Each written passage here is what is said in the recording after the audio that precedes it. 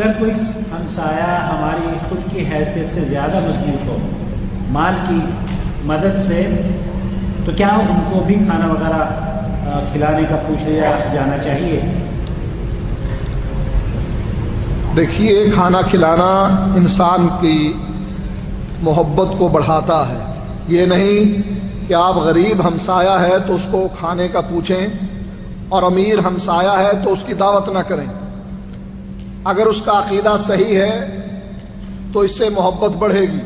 اللہ کے نبی نے علیہ الصلاۃ والسلام اس کو ایک ذریعہ بنایا ہے، اور اگر آپ کا ہمسایہ امیر ہے لیکن اس کا عقیدہ صحیح نہیں ہے، آپ اس کو اپنے گھر بلائیں، کھانے کی دعوت دیں۔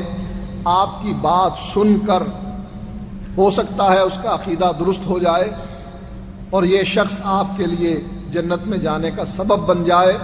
اس لیے امیر آدمی کو بھی دعوت دی جا سکتی ہے۔ دعوت یہ نہیں کہ صرف غریب کو ہی دی جائے گی۔ اور اللہ کے نبی علیہ الصلاۃ والسلام نے اس ولیمے کو برا ولیمہ قرار دیا ہے جس ولیمے میں صرف امیر لوگوں کو دعوت دی جائے، غریب کو نہ دی جائے۔ اس کا مطلب یہ ہے کہ دعوت میں غریب اور امیر دونوں شریک ہو سکتے ہیں۔ جزاک اللہ۔